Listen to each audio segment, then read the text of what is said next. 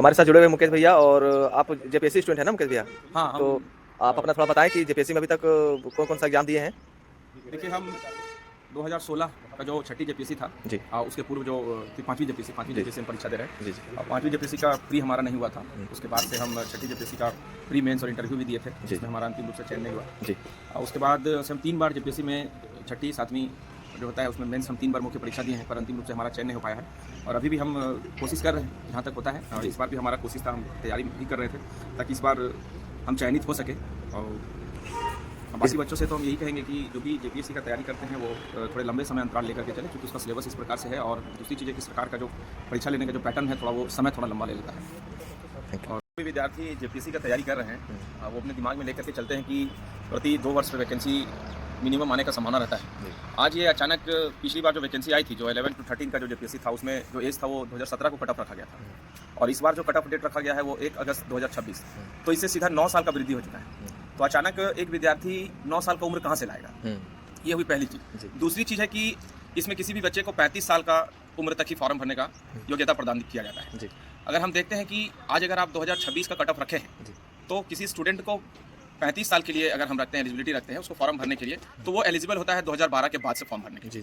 ठीक है, अगर कोई भी वैकेंसी जो 2012 के बाद आई होगी, है ना, वो उसी जेपीएससी में वो भर सकता था, उसके पूर्व उसका उम्र नहीं हो।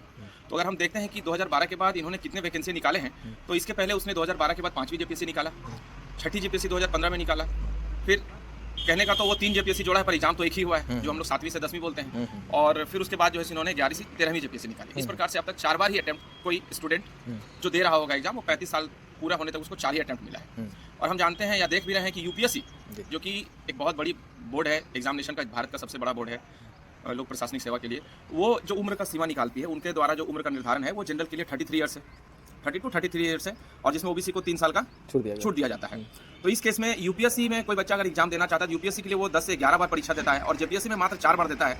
तो इससे शर्म की बात झारखंड सरकार के लिए क्या हो सकती है? वो क्या अपने राज्य के बच्चों को नौकरी देना चाहते हैं, या तो फिर राज्य के बच्चों के साथ खिलवाड़ कर रहे हैं?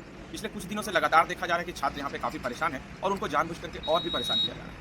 तो मैं सरकार से यही गुजारिश करूंगा कि माननीय मुख्यमंत्री महोदय, आप झारखंड के मूलवासी हैं, है ना, यहाँ के जो बच्चे हैं जो प्रभावित हो रहे हैं इससे, जो आप 35 साल का उम्र रखे हैं, उनके साथ जो आप अचानक 9 साल का वृद्धि किए हैं, उसमें आप माइनस करिए, इस कट ऑफ को आप 2018 लाइए, 2020 लाइए, इवन फिर भी आपको संतुष्टि मिलता है तो 22 तक ला करके समाप्त करिए। क्योंकि 1-2 अटेम्प्ट बच्चों को और भी दीजिए, जो पिछले बार इंटरव्यू दिए हैं, ऐसे बहुत सारे लोग हैं जो पिछले 2-3 बार इंटरव्यू दिए हैं, उनका चयन नहीं हुआ है, और वो इस बार काफ़ी दिनों से लगातार पढ़ रहे हैं, और आप अचानक जो एज का कट ऑफ 2026 कर दिए, उसमें कम से कम होनहार बच्चे, तो इतना तो जरूर है कि कम से कम 4 से 5 हज़ार बच्चे होनहार हैं, जो पिछले बार मुख्य परीक्षा लिखे हैं और इंटरव्यू तक वो पहुंचे हुए हैं। तो सरकार से मेन रूप से हमारा यही गुजारिश होगा कि 1-2 दिन आप समय लें, और यथाशीघ्र जो आपको कैबिनेट का बैठक आगे होने वाला है, उसमें निर्णय लेकर के छात्र हित में काम करें, और उम्र सीमा को 2018, 2020, 2022 जो भी आप करते हैं, ताकि वो फॉर्म भर सकें।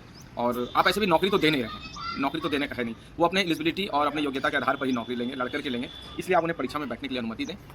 आपसे गुजारिश। धन्यवाद। थैंक यू मुकेश भैया, हमारे चैनल से जुड़ने के लिए। धीरज